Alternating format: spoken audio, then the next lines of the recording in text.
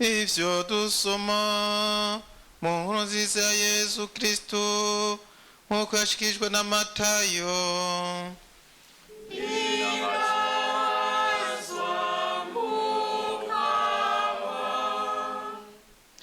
Yesu aja mu vyo gutukagura ibisagara yari yagiriyemwo ibitangaro birita ivyo yakoreye ahandi, kuko abantu baho batari bigaye.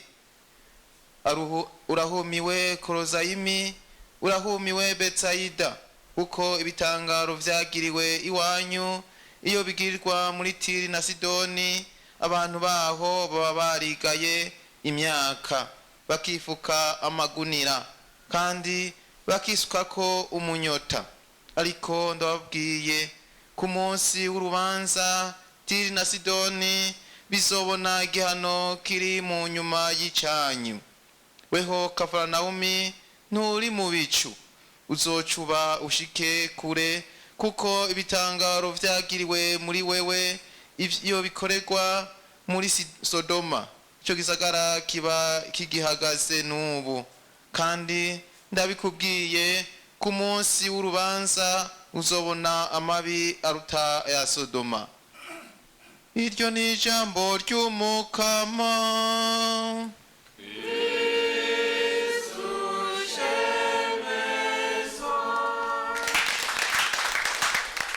Nimwanka kwemera ntimuzohangama. Bavukanyi, nkuko twatanguye iyi nkuka ya misa tuyivuga, mu gihe turi mu ngorane turambaza Umukama, nawo iyo Mana ikaduserukako, niyo itera intambwe ya mbere. Mbere na tutayambaza yoyo irabona ibikenewe ikaza kudukiza, hanyuma ikaduhamagara natwe ko twishura mu kwemera, ukwemera kugaragarira mu buzima bwacu, inyifato yacu ihinduka. Imana rero nifata iya mbere mu kuturokora. Twumvise mu gisomwa ca mbere ingene umwami Akasi yari yihebuye abonye abami babiri, umwami wa Isirayeli n'umwami wa Siriya, bagiye hamwe bunze ubumwe kugira ngo bamutere, bamukure ku butegetsi, mbere biyimikire uwabo. Imana yaciye itera intambwe ya mbere, iraza ituma umuhanuzi Isaya ati, genda kwa Akasi kumwe n'umwana wawe umubwira uti, gira amahoro ntutinye, tekana.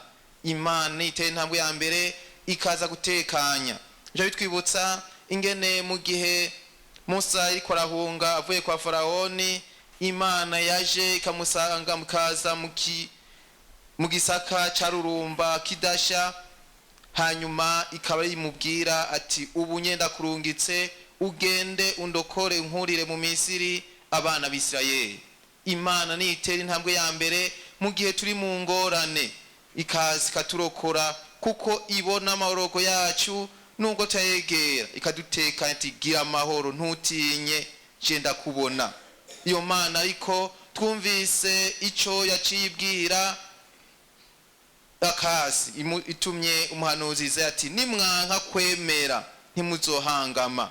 Iyo Mana rero itera intambwe ya mbere mu kudukiza, natwe iradusaba kwishura kibazo. Twumvise umuhanuzi Isaya tubaza ati, ubwo uremera Imana, uremera, nimwanka kwemera ntimuzohangama. Na Yesu Kristo ariko arakiza abantu, nta kindi yabasaba, uremera ko ndabishoboye. Canka cababwira ati, genda ukwemera kwawe kuragukijije. Ukwemera rero niyo nkoni twishimikiza ikaduha gushikira urukiza. Ukwemera novuga ko ari ryo tara ritumurikira tukabona n'urukiza neza. Nico gituma twumva kenshi aho Yesu yakiza, mbere ni mu bwuzure bwa kera hose dusanga baguma basabwa ukwemera. Tubabona n'Abanyisirayeli naho baja ku rugamba, babanza kwemera yuko Imana iri kumwe nabo, ibarokora, Imana ari ibakingira. Gutyo urugamba rwose batsinda bagiye bafise ukwemera, bararutsinda. Bambura urugamba bose bagwana, bararutsinda. Ukwemera rero no kwizigira niko kudufasha guca mu ngorane nyinshi ducamwo, Imana ikaba iturokora. inkuru nziza rero niho twumvise Yesu Kristo aca arangurira ico Imana yari yaremereye uyu muhanuzi, yari yaremereye bambe umwami Akasi iciye ku muhanuzi Izayi. Ico naco nico twumvise ibitangaro vyarangukiye Itiri na Sidoni. Imana idusaba kwemera, mu gihe twemeye iraza igakora ivyo tutari twiteze, igakora ibitangaro, ikamugurura abamugaye, ikakiza abagwaye, mbere ikadukiza ubumuga bukomeye cyane, nabwo n'ubumuga bwo kwihebura, kubona umengo ntitugira aho tuja. Ariko Imana imaze gutera iyo ntambwe ya mbere n'iya kabiri, nayo tukemera, birasabwa yuko uwo kwemera kwacu tusha twica kibazo Yesu Kristo no aca tubaza no munsi. None gati na Sidoni ko muva ko mwemeye ibitangaro byinshi bigakorerwa iwanyu, ni kuki ukwemera kutagaragarira mu buzima bwanyu? Ukwemera ko nta kubona kuguhindure ubuzima bwanyu. Ibisagara Yesu Kristo yahambariye cyane, yari yabikore mu bitangaro byinshi, yirukana amashetani yaba yarizize mu bantu benshi, akiza abagwaye, mbere anakwiza n'imikata handi, ariko bobo ntibigere batera intambwe, bakabona umengo n'ibitangaro gusa, novuga n'ugusayangana gusa, bakaryoherwa gusa, ariko bakibagira yuko Imana iteye intambwe ikaza kudukiza. Irasaba yuko natwe nimba tweyemeye vy'ukuri bigaragarira mu buzima bwacu, abantu bose bakatubona ati vy'ukuri ujya muntu aremera. Ingorane zose ducamwo Imana iraturokora, ibikomeye byose ducamwo Imana iradukiza. Ariko ubwo tumaze gukira, turibuka yuko iyo Mana yadukijije ngo natwe tuvyerekane mu buzima bwacu. Ndikonda zirikana iri jambo ry'Imana, naciye nibuka mu bihe twaciyemwo, wasawumva intambara nyinshi, inkota yaguma zivuga, abantu bose umutima ugahagarara, ingene twaguma twambaza Imana ngo idukize. Nayo ndibaza yuko sindavyaza mbere yaguma itubwira ati tekana ivyo bizohera. Ariko bimaze guhera cyabi bikagabanuka, bamwe ucumenga ahubwo duca tuyisubirira, cyo dufata icyo kibanza cyayo, ukamenya ntwe twabaye Imana, kugeza hamwe mbere turondera kwa bandi bantu nkatwe badusenga. Murabibona biradushikira kenshi, nimba tutakumya amaso yuko Imana cyangwa kubona, turabibona aho duherereye hose, aho Imana idukijije cyangwa bikijije batibuka ko yabakijije, bibuka yuko bageze igihe bakayiganyira, bakayiborogera, nayo ikavuga ati tekana, ikadukiza, tukemera ikadukiza. Ariko twamara kubona dusotse ingorane turimwo, tubaca tumenga mbere tugomba kuyisubirira, tukigira utumana. Niho rero duhamagare gushikaho nyene tukaraba ubwo ubuzima bwacu burahinduka vy'ukuri, kuko byo ducamwo n'Abanyisirayeli baragiye baricamwo kenshi. Imana ikabakiza, ikabajabutsa ikiyaga gitukura, bakanezerwa, bakavuza impundu, ariko bamara gushika handi bagaca bibagira, amaze guhimba bakibagira iyo Mana yabakijije. Imana ntitubwira ngo twibuke kugira ngo twihore, Imana igira ngo twibuke kugira ngo tugire inziga abandi, ariko Imana iduhamagara kwibuka ko ari yadukijije, kuko hari igihe twibuka ukamenga nitwe twikijije, kuko ari bibuka bakibuka nkuko ari bo bikijije, ariko Imana duhamagarira no kwibuka iyo yadukuye. Ibuka Isirayeli, umukama niyo Mana yawe, niyo yagukuye, naho wiyumvira ko ari wahikuye, iyo Mana niho yagukuye. None ubwo uribuka, hanyuma nawe bikagufasha kugira wemere iyo Mana, biragufasha yuko uyishingira intahe. Ukwemera kubonekera mu guhinduka, kubonekera mu bikorwa byacu.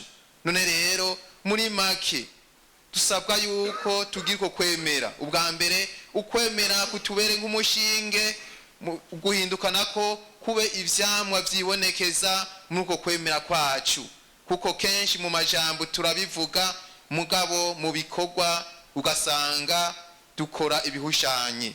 Uraho niwe yavuga ati, ngira ngo tuvuga yuko sinzi ko nayivuze neza, ko habaho urima n'uwimbura, ati jewe nimba navyarangiye narakoze ibi nkigisha ibi nibi nkavuga ibi nibi namwe genda mukore je ivyo ntibindaba. Hariho benshi rero bavuga uko nyene agenda mbere hashinga intaha imbere y'abantu, Imana iri ngaha naha ndazahiri ariko ndahazi mugabo ubwabambo nabaramenya yuko iyo Mana nzahiri nzi yuko sangira imbere canke inyuma ari hiri canke ndabivuga mu nyuma bikaca nigira mu bindi. Ejo mbere Imana yabigarutse ko mu isomo twazirikanye ejo aho yahamba Israeli ati ayo mashikanwa yawe anteri sese bisaba bico byawe nta nivyo nkikene n'ukumva imbere yanjye kukubera ingendo yawe bambe imvugo yawe idahuye n'ingendo yawe. Wamuzi imbere yanje uduga mu isengero usenga upfukamye mbere ukanaryama ariko wasohoka ugakora ibitandukanye ivyo wakoze. Nuno munsi niko Yesu Kristo atubwiye wamuza ngaha ukabona igitangaro gikomeye ariko aho kugira ngo ushingire intaho umukama uca ugenda ugakora ibindi uca umera nk'ikivo ubusanga kimeze uku hajya naho ugasanga isukundi. None rero turabe dusubiraho nyene tuzirikane turabe yuko ivyo tuvuga turi imbere y'umukama bihura n'ivyo dukora dusohotse. Umukama aciye kuri Isaya tubaza ati ubwo uremera uranyemera. Aciye kuri Yesu Kristo aca tubaza ati nimba wemera none kubera iki ubuzima bwawe budahinduka, kubera iki ubaho nk'utemera kandi wemera.